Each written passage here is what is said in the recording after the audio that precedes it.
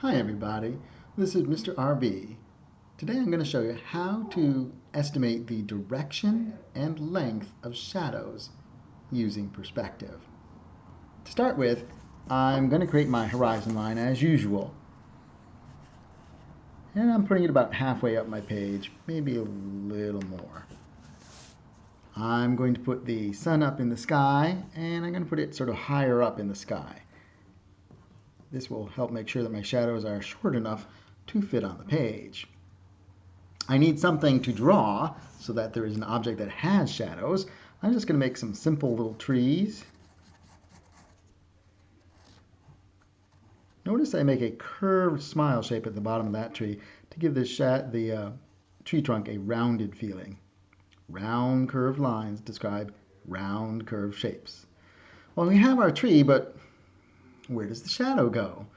Well, to figure that out, we need to go back to our sun and make a dot right in the middle because that's our light source. And we're going to go directly down vertically to the horizon. That dot I just created, that's our shadow vanishing point. It is different from the vanishing point we used in the one-point perspective drawings, but this is where our shadows will seem to start from and go out from. I'll show you how that looks. I think it's easier to see than hear about. I'm going to put my pencil on the shadow vanishing point, my ruler on the pencil, and I'm going to line my ruler up with the corner of the bottom of that tree, and I'm going to go right through it. I'm going to repeat that with the other side of the corner of the trunk of the tree, going through the other side. This is the direction of my shadow, but how long is it? For that, I go back up to my light source. I put my pencil on the light source dot. I'm going to figure out where the top of the tree will cast its shadow by going from the light source through the top of the tree, and I'm just going to keep on going till I cross my shadow vanishing lines. The top of the tree will be right around here, right where they cross. Now this tree has two main parts. There's the trunk and the foliage. Where do they separate in the shadow? Where do I start going out to get that fluffy shape? Well, let's figure that out. I'll put my pencil on the light source, ruler on the pencil, and this time I'm going to go through the top of the trunk, right where the foliage meets the trunk. I draw down, and where they meet, over here, that's going to be the shadow. I then draw my tree trunk shape. Notice I had two curving lines curving in towards each other. So in the shadow, I'm making two curving lines curving in towards each other. They have to start and end on that shadow vanishing line because that's what they did in the original. Now I want to get this fluffy tree shape, and I'm just going to sort of know that it's going to be just your basic fluffy tree shape. One thing to keep in mind in drawing shadows, shadows are not part of the object that is casting them. They're really part of the surface that they're on. So even though the tree stands up tall and vertically, this shadow is really a horizontal part of the horizontal surface of the ground. I can then add a little shade. I'm being a little messy, but I'm going to clean up in a moment.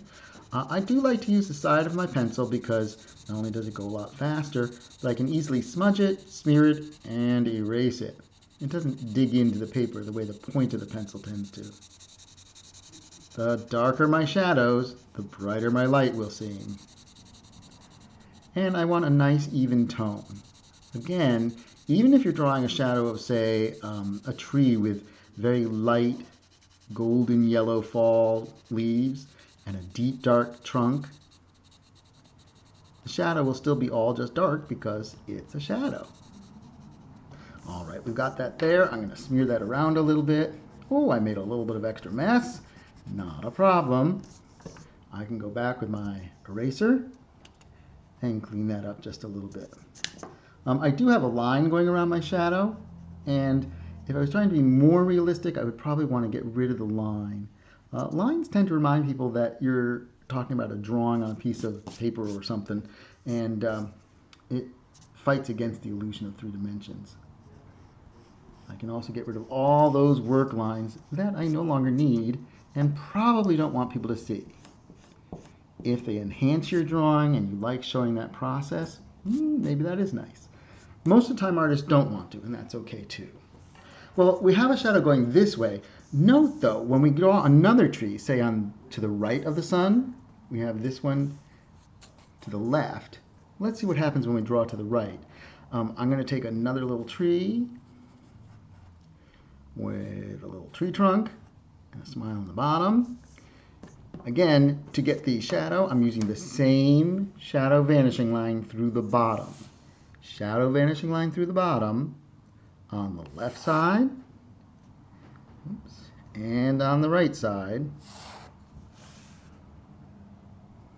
And then to figure out not only the direction, but the length I use the light source. Length, light source, direction, shadow vanishing point. All right, I know that the top of the tree, the shadow of the top of the tree is over here. Where is the shadow for right where the foliage meets the trunk? I'm going to use that dot right there. Go back to my light source. For length, I go to the light source and cross right through. Well, it should be somewhere around here. So I'm going to draw that tree trunk, sort of an upside down and diagonal version of the original.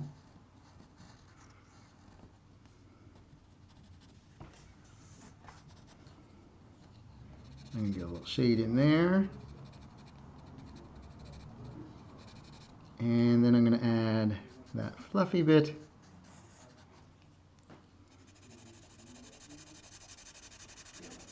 Notice again, I'm using the side of my pencil point so that I can easily smear and erase.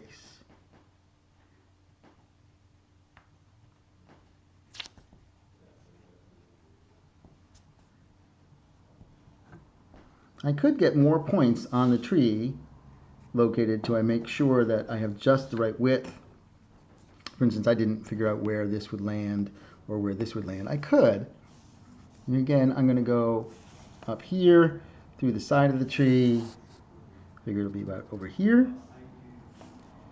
And maybe over here. And so I think the width isn't too bad. Notice one thing. When you look at the shadows, the object to the left of the light source casts a shadow farther to the left. The object to the right of the light source casts a shadow that goes further to the right. And yes, if I had a tree directly underneath, it would come straight down. Anyhow, I hope that helps. Again, any shape that you draw, you can figure out the direction pretty readily by using that shadow vanishing point. For the length, use the center of your light source.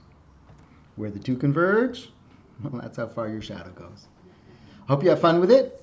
Enjoy, choose kindness, and I'll talk to you soon. Bye, everybody.